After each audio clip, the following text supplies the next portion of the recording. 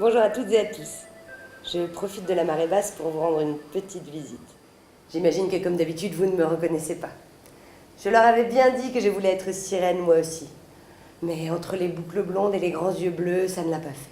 Mais attention, n'allez pas raconter de bêtises. Je suis tout à fait ravie, enfin contente, de faire partie depuis plus de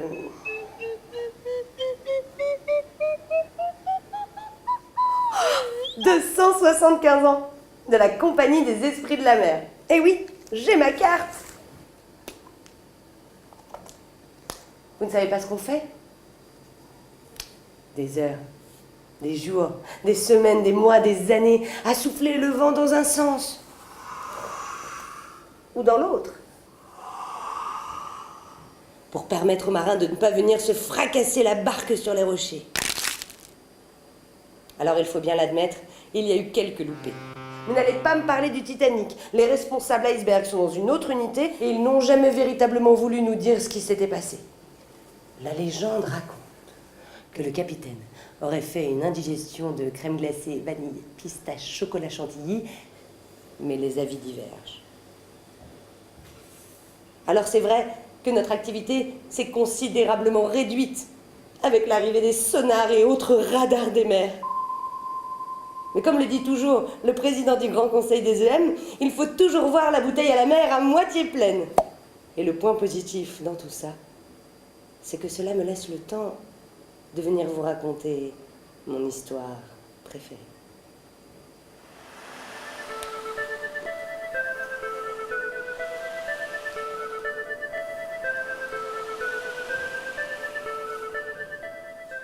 Pablo est un jeune homme âgé d'une trentaine d'années.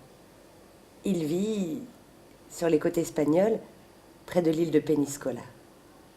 Pablo est devenu pêcheur parce que son père avant lui était pêcheur. Et son grand-père avant lui était lui aussi pêcheur. Et son arrière-grand-père encore avant lui était bien sûr lui aussi pêcheur. Mais Pablo, lui, rêvait d'être peintre, dessinateur ou poète. Et il passe de longues heures, le regard tourné vers l'île de Peñíscola.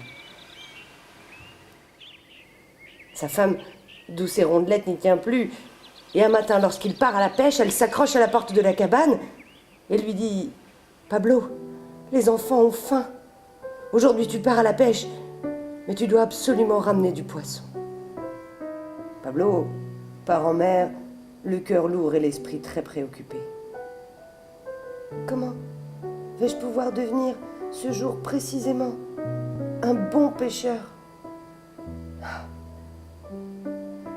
Mais Pablo est un homme courageux et n'est pas du genre à baisser les bras. Je vais voguer vers l'île de Peñíscola. Elle me portera peut-être chance. Le voilà parti.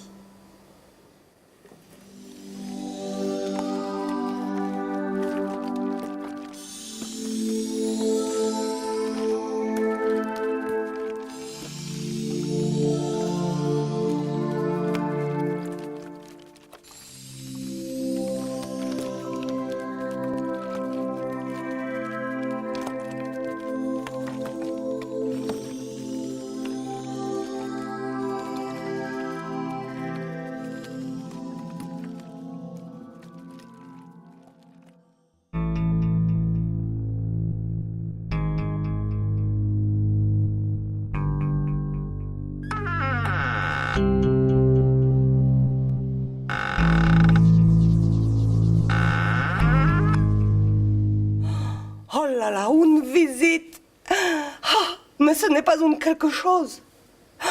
C'est un quelqu'un. Matudor?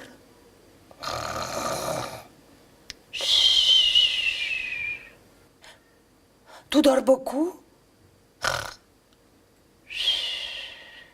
Ma ouais, tu dors. Tu es fatigué, c'est normal avec ce grand voyage. Mais tant pis, ce n'est pas grave. Je suis tellement content que quelqu'un me rende visite dans ma cabane. Tant pis si tu dors et que je discute tout seul. Car figure-toi, petit, moi aussi j'étais pêcheur. Et j'avais un bateau. Mais un jour, j'ai vu que l'amarre n'était pas attachée correctement. Et ce n'était pas un homme de la mer. Jamais un homme de la mer n'aurait fait un nœud pareil. Alors, ce que j'ai fait, je me suis caché dans mon bateau chéri et j'ai attendu. Et alors, 3 sorcières sont arrivées, dont une, figure-toi petit, que je la connaissais. Carolina, une aubergiste de mauvaise réputation. Alors, elles ont détaché l'amarre du bateau. Et nous sommes partis sur les flots. Le bateau, il voguait plus vite que le vent. Oh là là.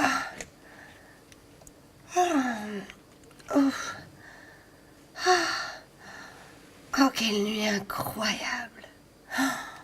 J'ai fait un rêve. Je rencontrais Fernando et il me racontait son secret des pêches miraculeuses. Mais bon, ce n'était qu'un rêve. Allez, en route.